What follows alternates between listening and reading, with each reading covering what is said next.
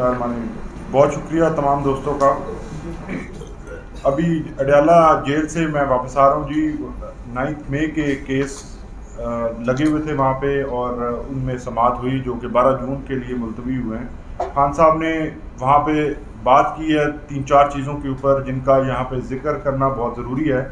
سب سے پہلے انہوں نے سوال پوچھا ہے کہ اگر نگران وزیر اعظم کاکڑ کا کام الیکشن کروانا تھا اور انہوں نے جب الیکشن خود کروائے اور اس کے بعد آج وہ سوال کرتے ہیں کہ اگر آپ میرے سکینڈلز کے اوپر بات کریں گے، ویٹ سکینڈل کے اوپر بات کریں گے تو میں آپ کے فارم 47 کی بات کروں گا.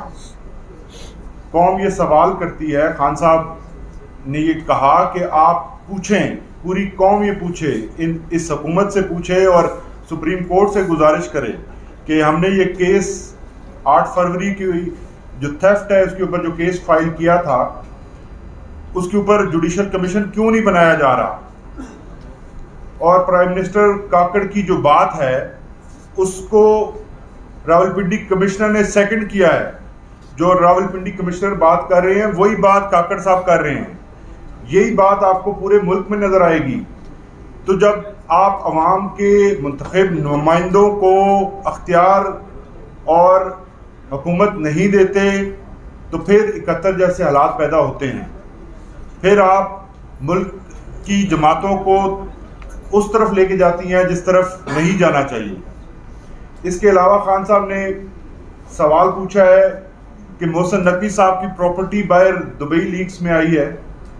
تو انہوں نے اپنے بارے میں ذکر کیا کہ میں تو ساری زندگی باہر پیسہ کمایا اور اپنی کمائی جو ہے میں واپس لے کے آیا اور جہاں پہ پوچھا گیا سپریم کورٹ آف پاکستان میں پوری مکمل منی ٹریل میں نے دی ہے. جب محسن نقوی صاحب کام یہاں پاکستان میں کرتے ہیں تو ان کی دولت کیسے باہر چلی گئی، یہاں سے پاکستان سے پیسے کیسے باہر گئے اور کس طرح انہوں نے پراپرٹی خریدی، یہ سوال پوری قوم کو پوچھنا چاہیے. جو بھی اقتدار میں آتا ہے، نواز شریف ہوں، زرداری ہوں یا محسن نقوی آئے ہیں، تو ان تمام لوگوں کی پراپرٹیز جو ہیں وہ باہر کیسے بن جاتی ہیں. یہ سوال ہم سب کا سوال ہے. یہ خان صاحب کی طرف سے اسپیشلی پوچھا گیا اس لیے یہاں رکھا جا رہا ہے. اس کے علاوہ انہوں نے ایک اور اہم نقطے کے اوپر بات کی ہے. انہوں نے کہا کہ جو ویٹ کا سکینڈل پنجاب کے اندر آیا جس کا اثر پنجاب کے اوپر ہوا کہ پنجاب کے کسان کو جس طرح سے آج اس کی گندم نہیں خریدی جا رہی، اس کی محنت کی جو اس کی محنت کا پھل ہے اس کو نہیں دیا جا رہا. آج کوئی خریدنے والا نہیں ہے، سڑکوں پر گندم رل رہی ہے پنجاب کے اندر. تو اس کا کون ذمہ دار ہے، کون ان سے پوچھے گا؟ اس کے اوپر حکومت کو جواب دینا ہوگا، تفصیلات سامنے لانی ہوگی. جب تک یہ تفصیلات سامنے نہیں آئیں گے ہم اس ایشو کے اوپر بات کرتے رہیں گے اور ایشو کو اٹھا کے رکھیں گے. یہ کوئی کسی بھول میں نہ رہے کہ پنجاب کے کسانوں کو تحریک انصاف یا عمران خان بھول گئے ہیں. عمران خان صاحب کا واضح پیغام ہے کہ ہر کسان کی محنت کو اس کا پھل ملنا چاہیے. اس کے علاوہ پنجاب حکومت کی جانب سے نئے کیسز بنائے جانے کا انکشاف ہوا ہے. ان کی طرف سے پریس کانفرنس کی گئی جس کے اندر بتایا گیا کہ غداری کے کیسز جو ہیں وہ بنائے جائیں گے. خان صاحب نے اس کو بڑا ویلکم کیا ہے. انہوں نے کہا ہے کہ میں نے کبھی پاکستان سے غداری نہ کی ہے نہ میں کر سکتا ہوں. میرے خلاف تمام کیسز جو ہیں وہ جھوٹے ہیں. آپ دیکھ رہے ہیں جس طرح سے اوپن کورٹس کے اندر جو کیسز آ رہے ہیں وہ تمام کیسز آپ دیکھ رہے ہیں کہ کسی ایویڈنس کے بغیر، کسی ثبوت کے بغیر بنائے گئے تھے. البتہ اس نئے کیس اور اس نئی سازش کو انہوں نے اس طرح سے ویلکم کیا ہے کہ انہوں نے کہا ہے کہ میری صرف ایک شرط ہے، میں یہ مقدمہ بھگتنے کو تیار ہوں لیکن شرط صرف یہ ہے کہ یہ نیشنل ٹیلی ویژن پر لائیو دکھایا جائے. میں خود اس کیس کے اندر اپنی وکالت کروں گا اور اس کیس کو دیگر کیسوں میں تو آپ بھاگ جاتے ہیں، کبھی کوئی بہانہ بناتے ہیں، اس کے اندر تو ایسی کوئی بات نہیں ہے.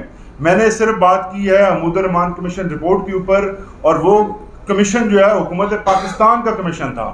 وہ عمران خان نے کمیشن نہیں بنایا تھا، وہ کمیشن تحریک انصاف نے نہیں بنایا تھا.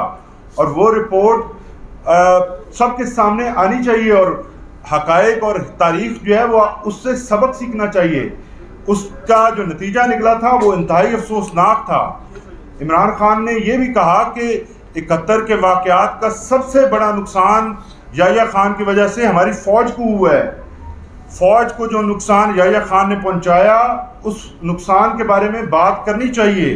ہماری فوج نے یہ خان صاحب نے آج فرمایا کہ یہ عمود الرحمان کمیشن رپورٹ میں واضح طور پہ آیا ہے, یہ لکھا ہے کہ جب ہماری فوج کو موقع ملا تو وہ بہت دلیری سے لڑی, لیکن جو اوور آل نقصان فوج کو ہوا, فوج کے امیج کو, اس کی وجہ سے فوج کو خود یحییٰ خان کو تبدیل کرنا پڑا.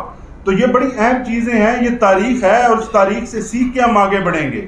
انہوں نے کہا کہ میں پاکستان کی بہتری چاہتا ہوں, مضبوط جمہوریت چاہتا ہوں, پاکستان کی عوام کو ایک ایسا مستقبل دینا چاہتا ہوں کہ جس میں تمام لوگ سیف ہوں, سب لوگوں کے حقوق محفوظ ہوں اور جہاں لا اینڈ آرڈر ہو اور انویسٹمنٹ آئے. بہت شکریہ جی. وہ